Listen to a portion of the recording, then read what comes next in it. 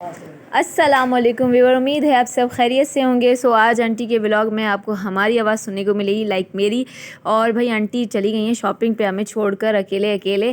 बड़ी शॉपिंग हो रही है आजकल आंटी की, और हमें वीडियो बना के दिखा रही हैं सिर्फ आंटी। आंटी ने बोला कि आंटी पता नहीं क्यों गई थी, स्लीपर्स देखने गई थी राइट। तो उन्होंने बच्चों के लिए भी शूज़ देखे सर्दियों के लिए। उन्होंने कहा कि किरण देख लो, और वीडियोज़ वगैरह बना के आंटी मुझे जला रही हैं कि किरण देखो हम लोग शॉपिंग करने जा रहे हैं। असल में आंटी जो है बच्चों के लिए देखने गई थी, कि मैं घर पे थी बच्चों को पढ़ा रही थी। तो आंटी ने बहुत अच्छे अच्छे जो है विंटर के शूज़ आए, तो मैंने कहा वीडियो बना लीजिएगा, उसमें देख लेंगे, फिर अजवालों को ले जाएंगे, शूज़ वगैरह लेकर देंगे। नहीं वैसे भी आंटी बड़ी शॉपिंग करी आजकल, अकेले अकेले मुझे नहीं लेकर जा रही। और ये अजवा के लिए हम आंटी ने देखे हैं, इसमें से हमने 2-3 पसंद किए। अब अजवा साहिबा अपनी पसंद की मालिक हैं, वो जो पसंद करे। सो भाई आंटी ने बोला आज तुम वॉइस रिकॉर्डिंग करो। मैंने कहा हो सकता है मेरी आवाज़ सबको अच्छी लगे। और फिर आंटी ने ग्रॉसरी भी देनी थी हमें, तो आंटी वहाँ चली गई अंकल के साथ। और आज आंटी लोगों ने दूसरे मॉल से शॉपिंग की, क्योंकि चेंज करना चाहिए ताकि रेट्स का भी आइडिया हो जाए।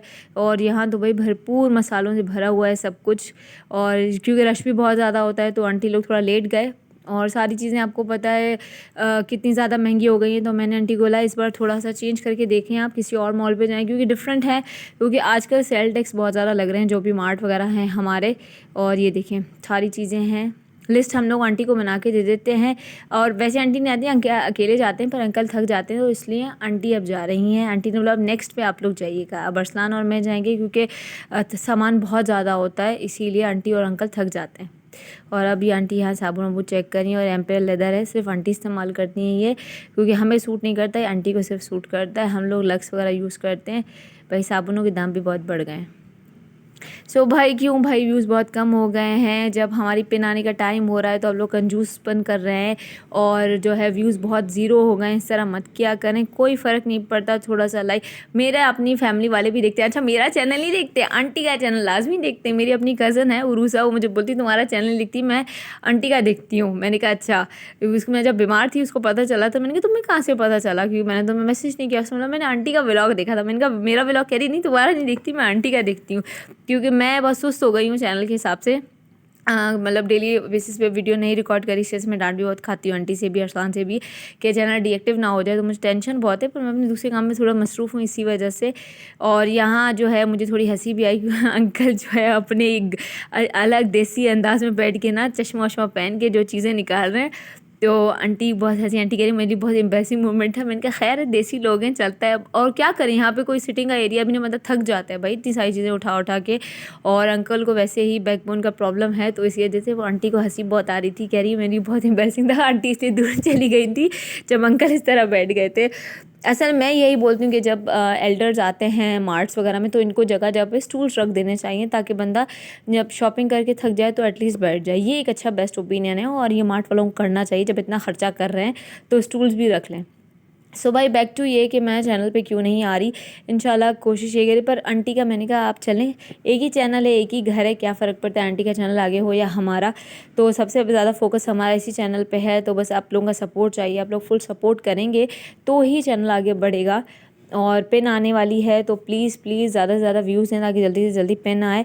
और बहुत अच्छा लगता है कि इतना टाइम तक आप लोगों ने फुली सपोर्ट किया है, तो अब थोड़ा सा और करेंगे ताकि पिन आ जाए, ताकि काम आसान हो जाए।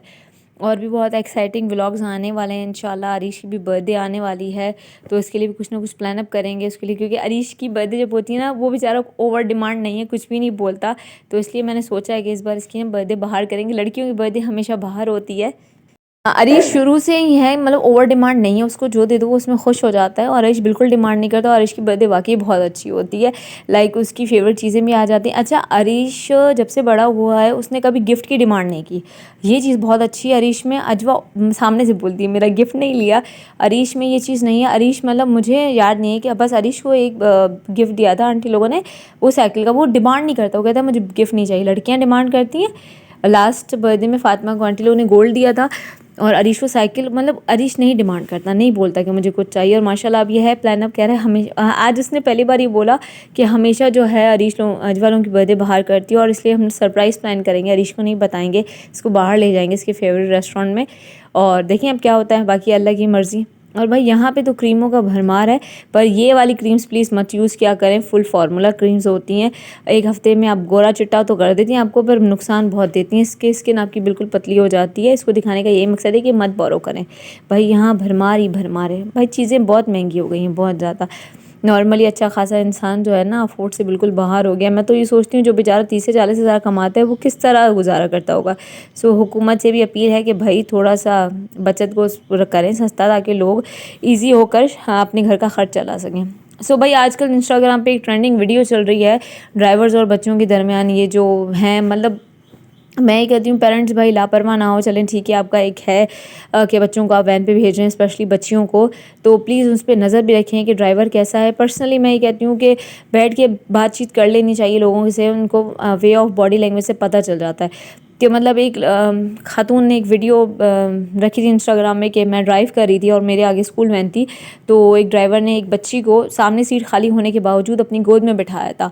तो this is not the way. उसको कुछ अजीब सा लगा, इसलिए उसने गाड़ी को फॉलो किया।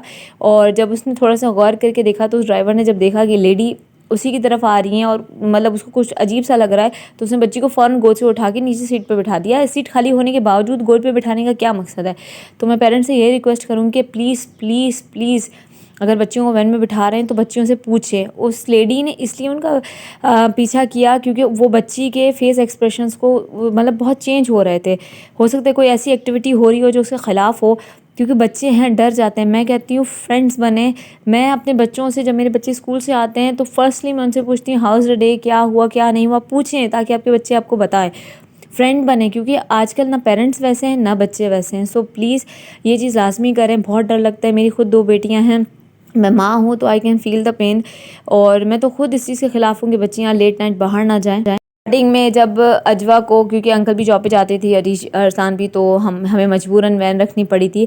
पर जब जॉब ख़त्म हुई तो अंकल ने बोला कि मैं कोई जॉब नहीं करूँगा, और थैंक्स टू अंकल सेफली बच्चियाँ अंकल के साथ आती हैं, तो मुझे कोई टेंशन नहीं होती भले मैं घर पे हूँ या ना हूँ, क्योंकि पता है भाई उनके दादा हैं। क्योंकि बहुत इंपॉर्टेंट होता है। मैं ये कहती हूँ भाई टाइम निकालें बच्चों के लिए। चलें एक मजबूरी हो अलग बात है, पर जब घर में कोई फ्री है तो प्लीज़ प्लीज़ उनको बोलें कि मतलब लोग इस तरह करते हैं घर में मौजूद होने के बाद भी जेंट्स बच्चियों को वैन के हवाले कर देते हैं। तो प्लीज़ हम मत क्या करें। आजकल का वो दौर नहीं रहा, बहुत ख़राब दौर चल रहा है। मुझे तो बहुत डर लगता है। इवन कि बाज़ारों में बच्चियाँ घूम रही होती हैं तो मैं ये कहती हूँ कि भाई मत लेकर आया करें बाज़ार में। अजवा मुझे ही बोलती थी, अब मुझे अच्छी तरह याद है कि अम्मी कभी भी हमें हफ्ता बाज़ार लेती, कभी नहीं लेकर जाती थी। मैं कुछ बोलती, कहती जो लेना है मुझे बताओ मैं ले आऊँगी, हो जाती थी, हमें नहीं लेके जाती थी कभी मार्केट।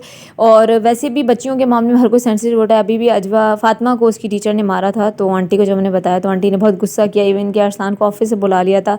आंटी मुझे कहती पेरेंट्स मीटिंग में तुम मत जाना, मैं जाऊँगी बात करने के लिए, क्योंकि आजकल के बच्चे वैसे नहीं हैं। और छोटी छोटी बातों को मैं कहती हूँ रिएक्शन लेना चाहिए। जब लोग बोलते हैं पेरेंट्स छोटी छोटी बातों पर रिएक्शन दे रहे हैं, भाई क्यों ना लें, हमारे बच्चे हैं, जो गलत कुछ होगा तो हम जिम्मेदार होंगे, स्कूल वाले तो नहीं होते।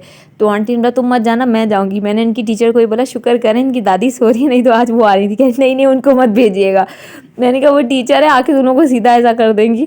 तो उन्होंने कहा कि नहीं नहीं मत भेजिएगा। बस यही है कि अल्लाह पाक सब बच्चियों को अपने हिफ्ज़ ईमान में रखे। मैं तो कहती हूँ बच्चे लड़कों का भी ख्याल रखें। भाई आजकल जो एक्टिविटीज़ गलत हो रही हैं लड़कों के साथ भी हो रही हैं, बहुत ज़्यादा हो रही हैं, लड़कियों से ज़्यादा ही हो रही हैं। बस अल्लाह पाक सबको अपने हिफ्ज़ ईमान में रखिए। और काइंडली यही रिक्वेस्ट है कि प्लीज़ व्यूज़ ज़्यादा दें, ज़्यादा से ज़्यादा दें, ताकि पिन तक का जुगाड़ हो जाए। बहुत शुक्रिया, अल्लाह हाफ़िज़।